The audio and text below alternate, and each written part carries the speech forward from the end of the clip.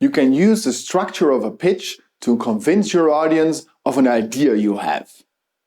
You want to convince the audience that your idea is the best solution for an existing problem. The goal of a pitch is to get the audience curious about the idea and they want to get on board in further developing this idea. The pitch has 6 different chapters. In chapter 1, you present what problem you are solving. In chapter 2, you present the solution to this problem, your idea. In chapter 3, you explain why you are the best one to further develop this idea. In chapter 4, then, you tell the audience why you are actually pitching, what is your need. Then in chapter 5, you summarize, and in chapter 6, you give a call to action.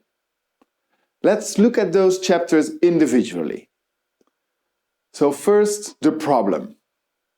In this chapter, you want to convince the audience that there is a problem that needs solution. So you want to show that there is a big problem for a lot of people. And you do that by telling a story, yes, giving an anecdote. And the goal of this story is to create an emotional connection to the problem. You want your audience to feel the need for a solution. They need to wish for a solution after you've introduced this problem. Let me give you an example. I'm going to pitch this cap to you. Yeah? The cap is the product that I'm pitching. And this is a solution for a problem of the stift. Yeah? Because when the ink of the stift comes in contact with oxygen, it dries out. And the anecdote that I'm using is that I'm telling you a story of me giving a presentation. Yeah? And during this presentation, I was waving around my stift all the time. And by the time that I wanted to write down something on my whiteboard, it was already dried out and it didn't function. And it made me feel super insecure and the rest of the presentation didn't go that well. If only I've had this, that would never happen. So you give an example of the need of your solution, yeah, by anecdoting the problem. After you have used your anecdote to show the audience that there is a big problem and that there is a need for a solution, you present your solution. And you do that by explaining how you are solving the problem. Yeah? So how does your solution work? For example, this is a piece of plastic. It fits over the stift. And if you hear click, it makes sure no oxygen is touching the ink and it doesn't dry out. I showed you how it works. I do that by presenting the customer journey. Yeah? So what do the users of your idea experience in solving the problem? So what do they see? What do they do? Don't forget to mention what the actual solution is. Yeah? What is the actual product or what is the actual idea? Often people are so into their own idea, they forget to mention what it actually is. A cap, a piece of plastic. Yeah, it's not just something, it has a name. Are you building a website? Are you building an app? Are you organizing an event? Don't forget to mention what it actually is. When you have explained the main solution, the main idea, then you can move forward to the extras. In my case, an extra could be, it has the same color as the ink. Yeah, the cap has the same color, which is very useful so I can see what kind of stift it is. Another extra is it has a nice clip so I can put it on my trousers and I have my hands free during my presentation. Those are extras. You need to separate them from your main solution. Often they get mixed up. Also, the solution chapter is a good part to show your USP, your unique selling point. In my case, that could be, there are other kinds of caps you can use, but this one is the only one that has a piece of rubber inside. And that makes sure that by the click, all oxygen is pushed out of the cap and the stift will never dry out. Yeah, what is the difference between your idea, your solution, and other solutions that might already be on the market? Next chapter of your pitch is what I call trust. So you've shown the audience that there is a problem that needs a solution. You have explained you have a good solution for this problem. in this chapter, it's time to present why you should be the one to further develop this solution. When I invest in something, time or money, I never only invest in the product itself, I also always invest in the people behind the product. So it's time to present yourself and your experience on the matter. I can either present my experience in creating these kinds of solutions. Maybe in my case, I've been working for Lego many years, so I know how to produce plastic parts. I can also present solution in the connection to the problem. Maybe I'm someone that has been giving presentations all my life, so I know the importance of stifts not drying out.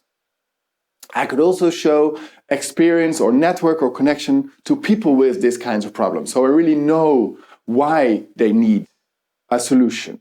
So it's experience that creates trust. If you can show user experience, always do it. Because you can tell that you are the best one to bring this further. But if you have had someone working with you already and they can tell that you are the best one, it's even better. If you have people trying out your product and they can give a good review, this is what creates trust. So always put that in also in your pitch. We move on to chapter 4. It is time to tell the audience why you are pitching. What do you want from your audience to do? What do you want your audience to give you to further develop the idea? You do that by saying, what is your current situation? Where are you now in the process of developing your idea? In my case, I have already developed a prototype, which I have 3D printed. This is my prototype. My goal in the future is to have a factory produce 5 million of these. So I'm now with the prototype. My goal is to produce 5 million of these. But for that, I need a financial impulse, an investment. That is my need. And in this case, I need 100,000 euros to be able to give the order to the factory to start producing. So I'm somewhere now. I have a goal, but to reach that goal, I have a need, and that is why I am pitching. Now, actually, we have said everything we wanted to say in the pitch.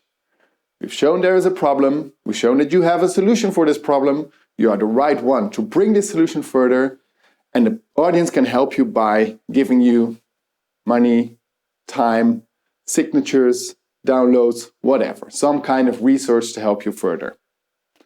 All you have to do now is to summarize your pitch.